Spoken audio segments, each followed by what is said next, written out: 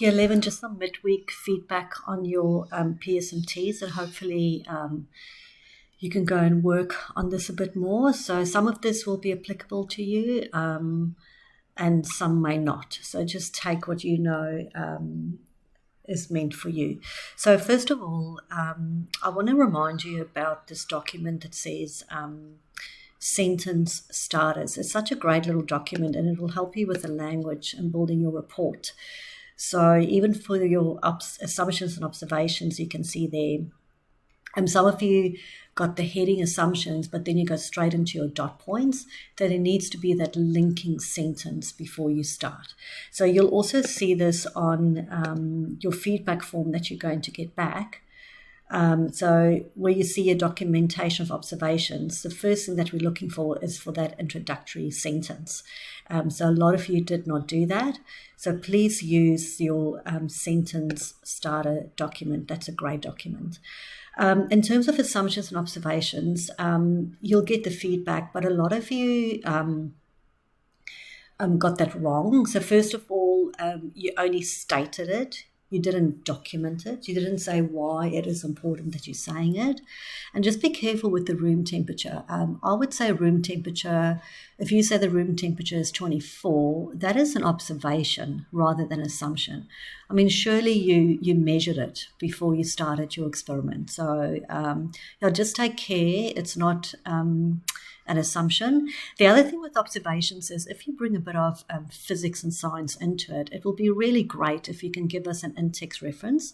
So where did you read about what you're mentioning now? So that's really great in terms of your justification. Mathematization and technology. So you forgot about the independent and dependent variable. So again, if we go back here, we definitely look for that in your mathematical concepts. You've got to define the independent and dependent variable. Right, the solve part I'm a bit concerned about, because the solve part, it doesn't flow at all. There needs to be an introductory sentence. Then your data needs to be there. I'm going to show you what we put up for you on OneNote. So I'm going to remind you about this.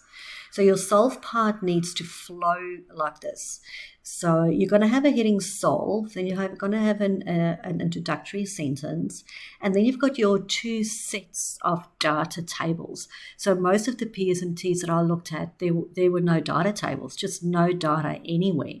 Those data tables have to be there. The columns have to be correctly labeled. If you have a lot of data points, you just put in a snapshot and put the rest in the appendix and tell us the rest is in the appendix. So that's the first thing that needs to be there. Following that, there needs to be scatter plots for both sets of data. So if you look at a scatter plot does not have a line through it. It doesn't have the equation of the function. It doesn't have the R-squared value. It's just visually what you see. So those two graphs have to be there. Below that, then you go into it and you justify which function you've got to use to model the data. So if you go to this checklist over here, it says investigate a minimum of 2 possible functions, and then just below that, construction of meaningful graphical representations, discuss the scatter plots visually, contextually, and include the discussion of R-squared value. But remember in class we told you, just pick one cup and talk about it. Because you can see in the scatter plots, the trend is exactly the same. So there's no need to think about both sets of data. Pick one set of data and then go through your argument as to why you say, for example, that in the end, an exponential model will be best. It's really important that we see the word asymptote in there. That is a big, big part of your discussion here. Think about how you can use the word asymptote. So that comes back to the correct terminology that you use in your communication mark. Then clearly state what type of function you're going to use. So if you look here, this one over here, the choice of function clearly communicated was not there. You didn't say, hence, this is the function that I will be using. So you've got to clearly pull that together. Then you move on to building the models. All right, so again, on OneNote, we say to you, this is what you do. One of the cups, for example, here, the glass cup is built, the model for the data is built using technology. So you do that, there's not a lot of work here, and you just give me the model and the R-squared value. On the right-hand side, here we decided to use a plastic cup data, and we build the model doing an algebraic approach. So that's it. One cup use technology, the other cup do an algebraic approach. Now you've got your two models, y equals, y equals.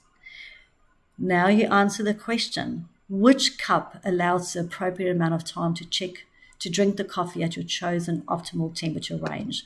So if I go back to the checklist, a lot of you wouldn't have answered the question. It says answer the question. State which cup allows you to drink your coffee at your optimal temperature range, reason included. Why do you say that? So you really have to go back. So I would say this is probably the one area that needs the most work, your solve, the flow of your solve section. And as I've got permission from 2 students to share what they've done with you, I won't do it on this video. We'll do it all together in class, and I'll just scroll through that.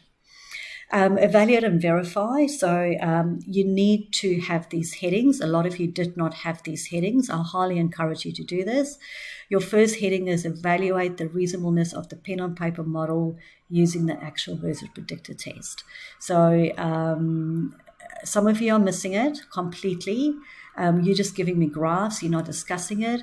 Again, you've got a PowerPoint. On that PowerPoint, we take you through an actual versus predictor test. You've got to nail this. So if you want a good mark, you've got to nail number 1. You've got to fully understand what you're doing with the actual versus predictor test.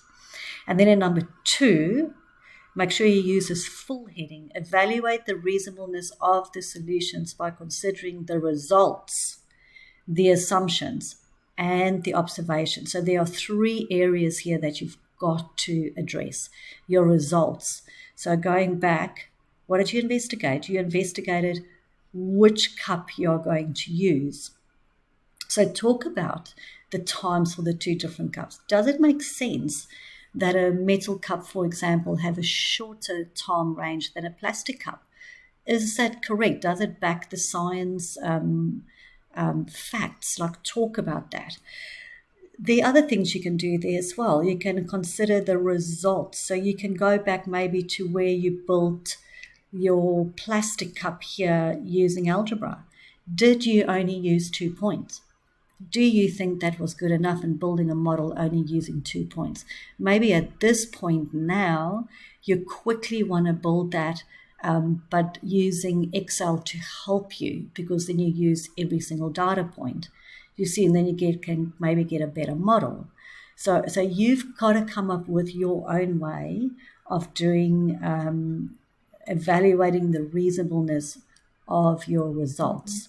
Some of you over here in the plastic cup, you've built it using 2 points. You showed us a simultaneous method.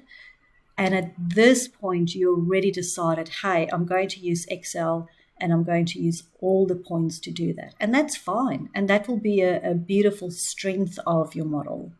All right, so you can do it over there, but then you've got to come up with something else to talk about when you talk about the results. You've got to refer back in number 2 to your assumption and observations. It's not necessary to talk about every assumption and every observation, but even 1 is good enough if you can really elaborate on that. And then your strengths and limitations, please make sure it's not just stated. It must be documented. And I'm just going to remind you in year 10, a strength, please don't ever talk about software programs. Please don't talk about the fact that you use Excel software, hence it's accurate. All right, that is not a strength. So stay away from that. So that's sort of general feedback, and then you'll obviously get more specific feedback when you get it back on Friday.